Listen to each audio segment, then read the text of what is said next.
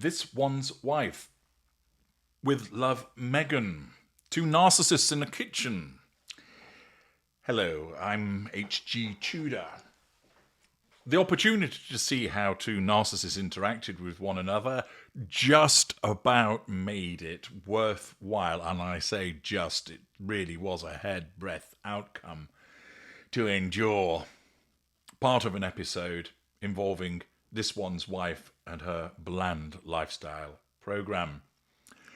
You'll recall that the arrival of Chrissy, Teigen was foreshadowed, and it resulted in much outrage that This One's Wife, holding herself out to be the defender of children in the online environment, would be inviting onto her show a cyberbully.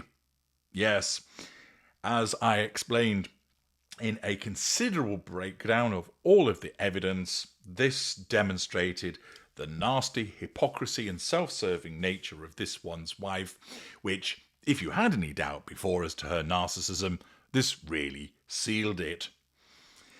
Accordingly, moon-faced, satellite-dished impresario Chrissy Teigen was invited onto the show.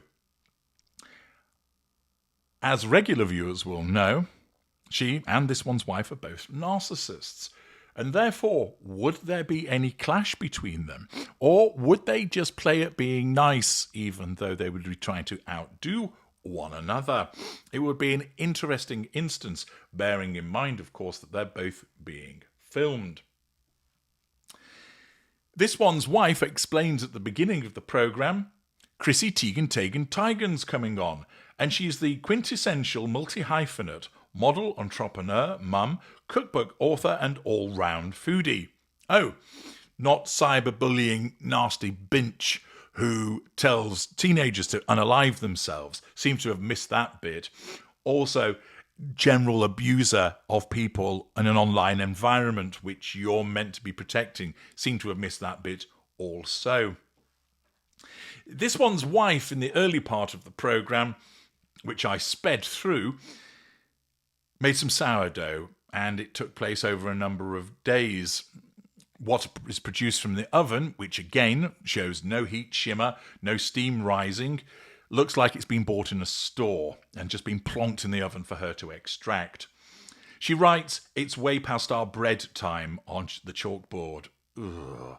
Yeah, that's the level of humour that you get with This One's Wife. She then decides that she's going to make Thai iced tea because Chrissy Teigen has Thai roots, you see, in case you didn't understand that, and apparently because Chrissy Teigen loves that.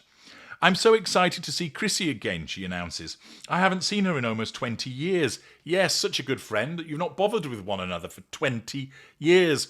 Because both of you being narcissists, you treated one another to the shelf dynamic, picking one another up and down when it suited you.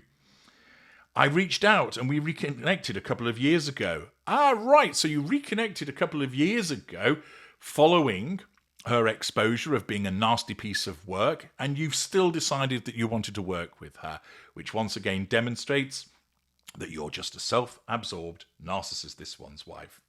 She goes on to explain that Thai Town is really popular in Los Angeles, and I used to go a lot when I was a kid. That's probably a revision of history alongside her naked Korean spa noodle story.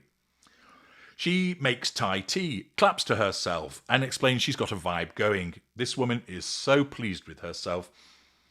She continues, "Lest we forget the days of love and care that has gone into making our starter to get this legendary crust on this bread. Look at that," she announces as she slices bread, something that nobody has ever done before. She then announces, "Thank the Lord, the bread is really great." Well, it would be, This One's Wife. You purportedly made it. Therefore, it's bound to be brilliant and wonderful. Cue satellite dish face. Yes, the moon-faced abuser enters the room, and it's hugs all round, as both assert control over one another in a physical manner. But guess who's lurking outside? It's none other than John Legend, who probably, or well, easily, is the most talented of the trio, but he's brought in last.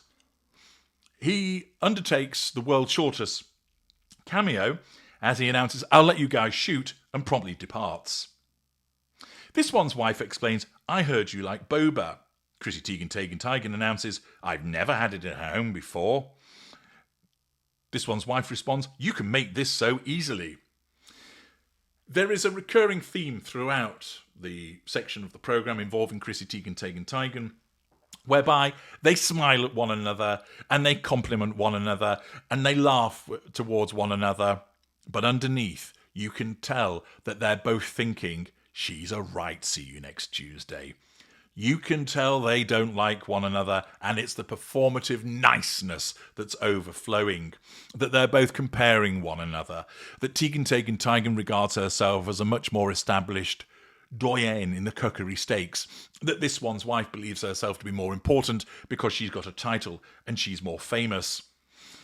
It's like two dinosaurs circling one another. It's not particularly obvious.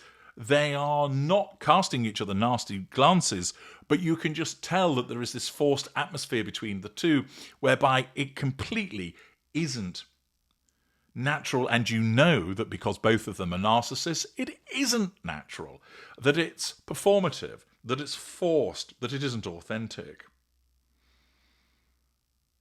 Guy the dog makes another appearance. Chrissy Teigen decides to do some one-upmanship on seeing the dog. I've got 4 dogs and 4 kids, she announces. And she explains, random people keep sending me dogs in need of home. Oh, and I've got 2 hairless cats. This one's wife counters, my kids really want a cat. Teigen tells us, this is my most ideal day I can imagine. What?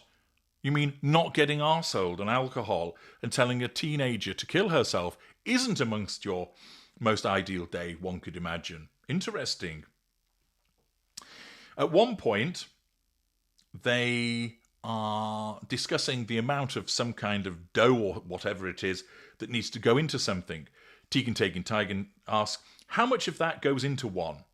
This one's wife responds, the tiniest bit, but it's delivered in a manner whereby she could be telling somebody that their dog has been euthanized and she's ever so sorry. It doesn't fit. It's incongruous with the situation, but that's because this one's wife has no emotional empathy, so that her narcissism is always engaging in guesswork as to how she should appear. The two of them faff about trying to get 113 grams of sourdough, which is particularly tedious. Teigen tells us that John Legend is usually our cheese grater. He's a resident cheese grater. Is he a twisted cheese grater? One wonders. They then discuss cooking at home in the evening as Teigen flexes on explaining that she cooks most evenings, whereas we all know that all this one's wife does is order takeaways, which she arranges on plates. It's 1-0 to Teigen. This one's wife then decides that they're going to go outside because, and quote, we've a beautiful garden we planted here. No, you fucking didn't. You didn't plant this garden. Somebody else did. And the flowers are all bought from stores anyway. More lies and performative behaviour. It's time to make some pressed jewellery. This one's wife explains that her children have birthdays in May and June. Chrissy Teigen decides to go for some one-upmanship to say, well, actually, I've got a tattoo of my children's birthdays, and then falls flat on her face because she can't remember which birthday appertains to which child, and she has to shout off camera to John Legend, who's lurking around in the next room. Well done, Chrissy Teigen. You're so interested in your own kids, you don't even know the birthdays. Oh dear. This one's wife turns the knife a little. You have a husband and a tattoo to help you keep on top of things. A little bit of a barred comment from her. The two of them are then out in the garden. Teigen tells this one's wife she feels bad about cutting a flower, but I guess not telling Lindy Lohan to cut herself and mocking her for self-harming. This one's wife injects us with joy. I hear joyful sounds, which is actually Chrissy Teigen groaning because her jeans are too tight when she's bending down. They collect some flowers. And as they depart, Teigen drops in a disparaging remark saying, I just buy these on Amazon. I did expect this one's wife to answer, so do I, but they must have cut that bit out.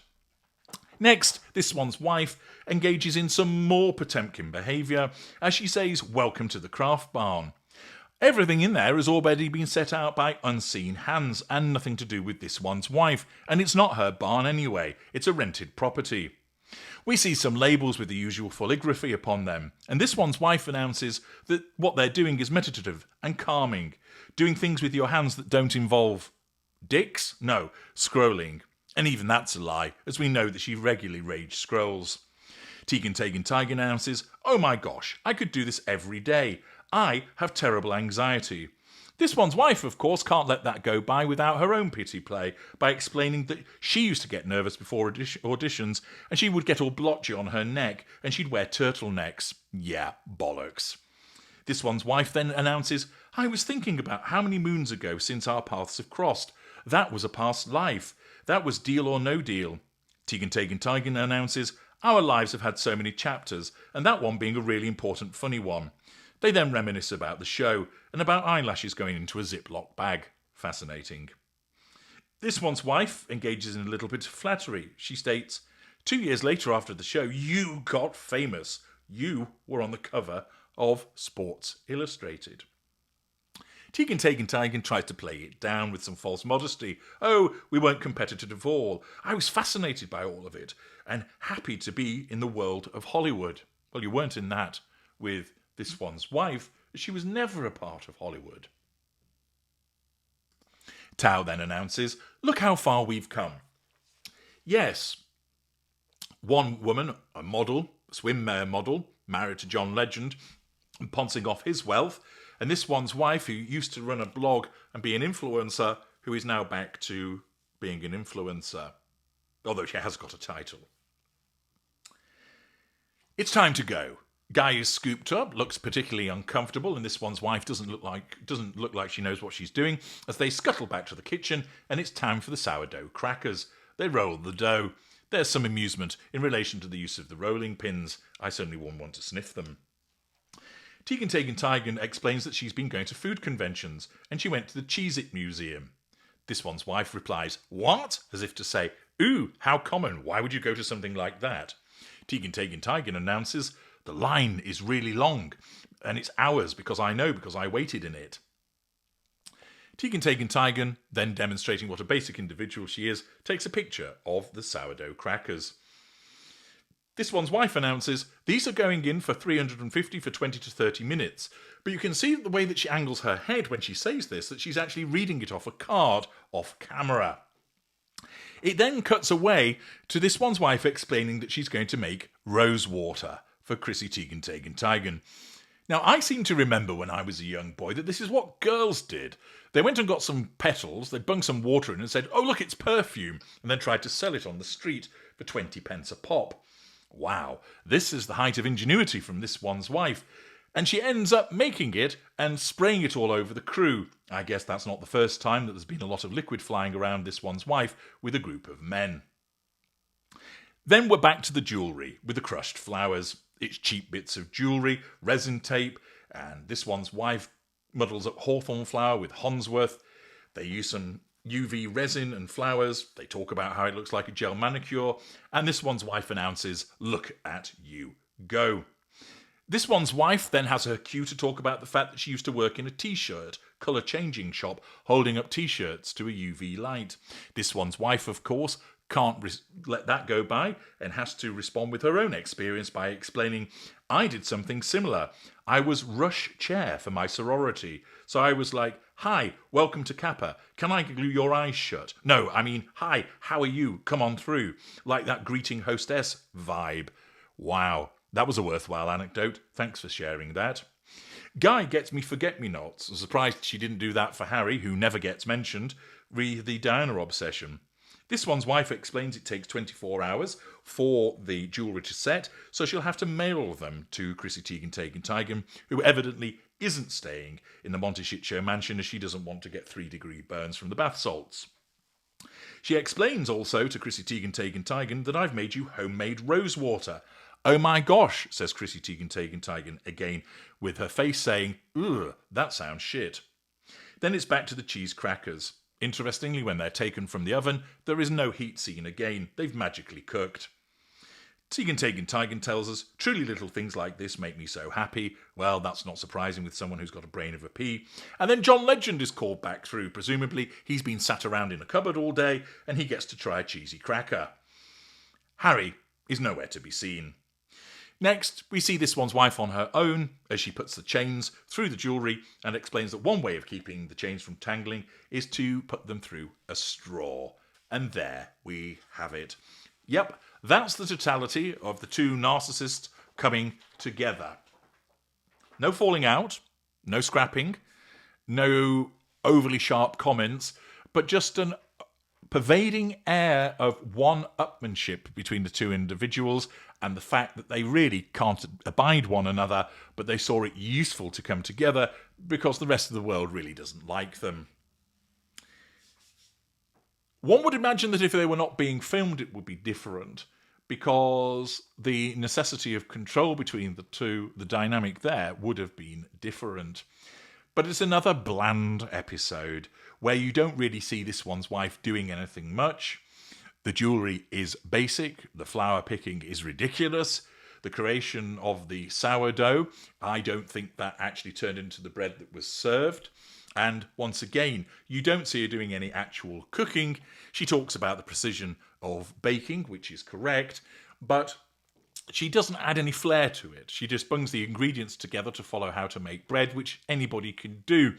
And yet again, you see that it's devoid of personality, warmth, insight, or even entertainment. It's all about making her look like she's really good and that she's got a buddy who she gets along with. But the actual fact is, these two women cannot stand one another, and you just about are able to discern that as a consequence of the veiled contempt that they have for one another. They might laugh, they might smile, they might compliment one another, but it's through gritted teeth, and it's evident. Thus, two narcissists in a kitchen.